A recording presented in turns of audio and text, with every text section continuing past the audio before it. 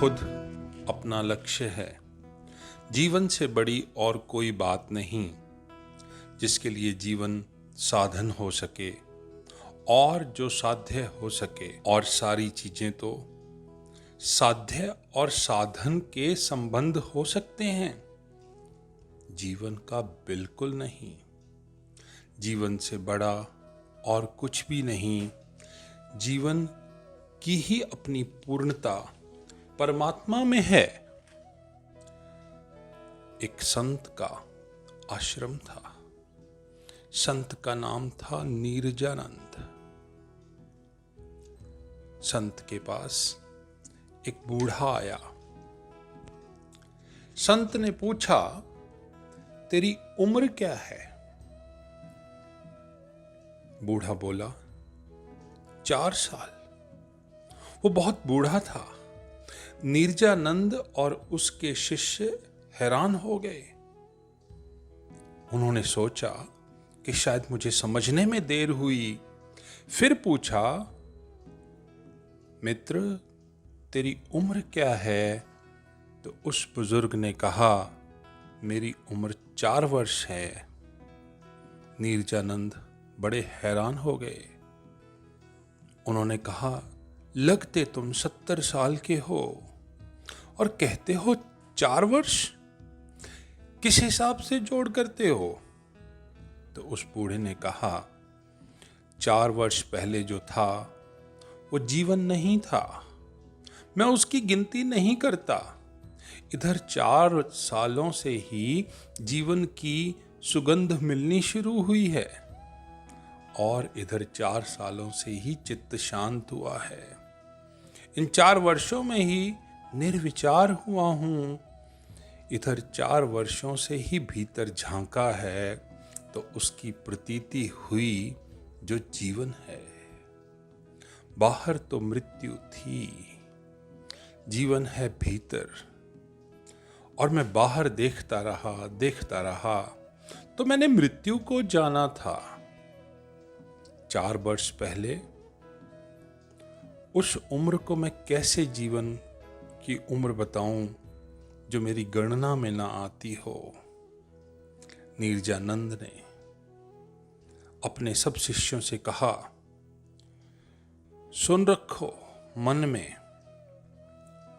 इस बुजुर्ग ने जिंदगी को नापने की एक नई बात बताई है।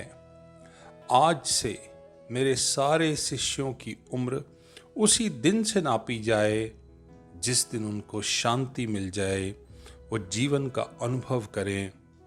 उससे पहले की उम्र को जोड़ने की कोई जरूरत नहीं है। कौन सी बात भीतर दिखाई पड़ी होगी उस बुजुर्ग को? क्या दर्शन हुआ होगा? कौन है? क्या है भीतर? इसे जानना बहुत जरूरी है। इस संसार में 2 तरह की चीजें हैं। एक जो अपने आप में व्यर्थ होती है, उसकी सार्थकता इसी में होती है कि वो किसी सार्थक चीज तक पहुंचा दें। इन चीजों को साधन कहा जाता है। Like they are means. एक कार है, उसका अपने आप में क्या लक्ष्य है? कार का लक्ष्य कुछ भी नहीं।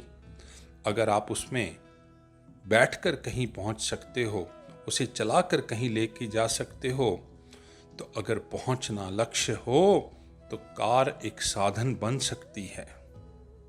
एक तलवार का अपने आप में क्या लक्ष्य है?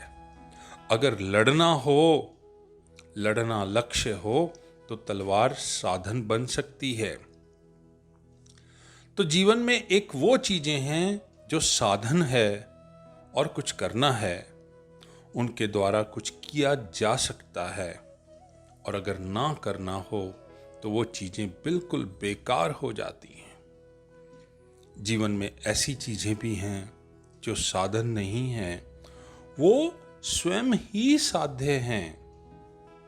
उनका मूल्य इसमें नहीं कि वो आपको कहीं पहुंचा दे। उनका मूल्य उनके भीतर है, उनमें ही छिपा है।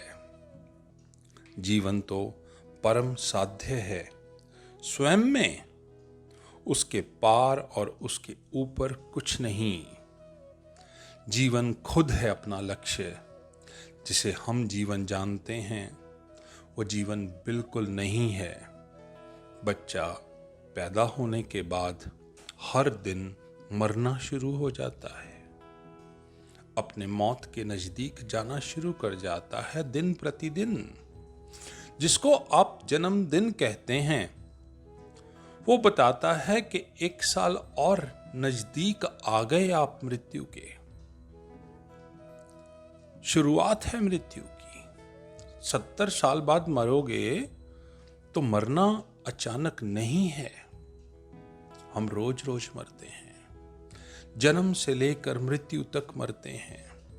थोड़ा थोड़ा इस मरने की लंबी क्रिया को हम जीवन समझ लेते हैं, which is a long and gradual death।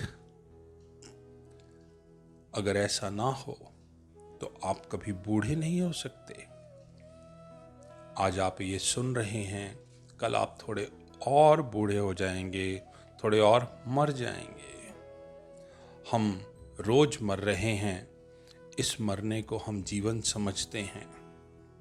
रोज रोज वही रेपिटिशन, वही सुबह उठना, रात को सो जाना, खाना खाना, काम पर जाना, वही झगड़े, वही संघर्ष, वही सब कुछ रोज रोज।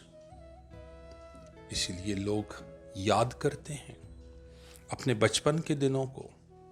बचपन के दिन बहुत सुख के थे। कौन सी अजीब बात है, अगर जीवन विकसित हो रहा है तो बुढ़ापे के दिन सबसे ज्यादा सुख के दिन होने चाहिए। बचपन के क्यों? बचपन तो शुरुआत थी, बुढ़ापा तो पूर्णता है। तो दिन होने चाहिए बुढ़ापे के सुखी। अगर जीवन बढ़ा है तो आनंद भी आपके जीवन में बढ़ना चाहिए। जिस यात्रा पर हम चल रहे हैं वो यात्रा जीवन की नहीं, मृत्यु की यात्रा है। इसलिए दुख बढ़ता चला जाता है, मृत्यु की छाया पड़ती चली जाती है, पीड़ा बढ़ती जाती है और हमें बचपन के दिन बहुत सुखद मालूम होते हैं। अगर कोई आदमी ठीक से जिएगा, जीवन का अनुभव करेगा, तो उसे रोज रोज जीवन का आनंद बढ़ता चला जाएगा। बचपन की सुखद स्मृति एक गलत जीवन का सबूत है।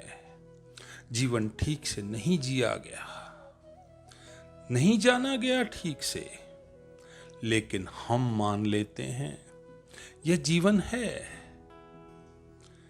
यह जीवन हो ही नहीं सकता जिसमें हमें जीवन की गंध भी ना आती हो, जीवन के स्वरों का बोध भी ना होता हो, जहां पे जीवन का संगीत ही ना हो।